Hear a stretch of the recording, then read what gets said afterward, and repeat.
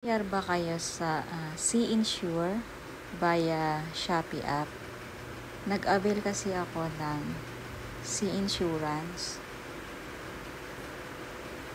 Ito siya guys, yung emergency cover insurance kasi pwede ito sa mga bata. So kinuha ko yung outpatient and inpatient up to 10K lang kasi gusto ko lang siya matry.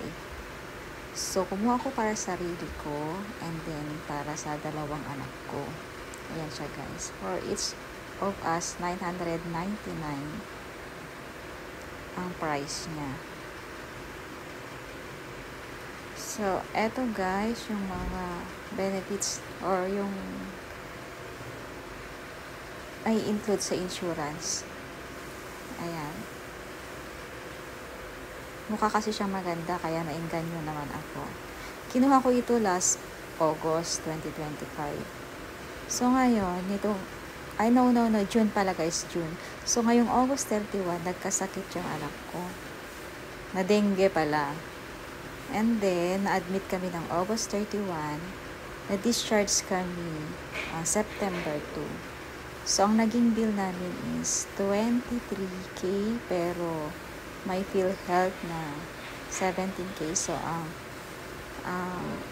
total na binayaran ko is nasa 5K lang. So, noong September 8, nag-file na ako ng claims. So, ito yung binigay nila sa akin na portal. Gagawa ka ng account mo dito. Ayan. Dahil may account na ako, nag-login na lang ako. Then, makikita mo dito yung mga pinurchase mo na insurance. Dahil nanay ako, nakalink na sa akin yung dalawang minor. Ayan siya guys. And then, makikita mo rin dito yung claims. Dahil nag-claims na ako, makikita mo na dito yung mga in-upload kong documents na kailangan nila. Ito yung sa yung anak ko na nagkasakit ng dengue. Meron na siyang claim pero ang kanyang ay waiting for acceptance pa. Ayan, nakalagay din na after 10 days, ganyan. Pero after 10 days, nagbigay sila sa akin ng email ng authorization letter. Gagawa ko ng authorization letter na mag-gather sila ng information or mag-verify sila sa hospital, kung totoo ang hospital yung anak ko. Ganyan. Ayan guys, makikita nyo dyan yung mga questions, yung about how to claim. Ayan, madali lang naman kasi complete papers naman ang ibibigay ng hospital upon discharge.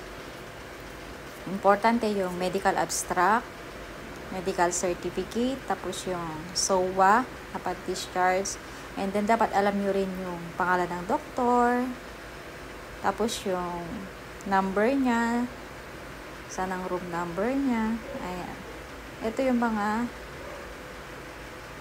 tapos, yung iba personal information niya. Address. And then, ayan.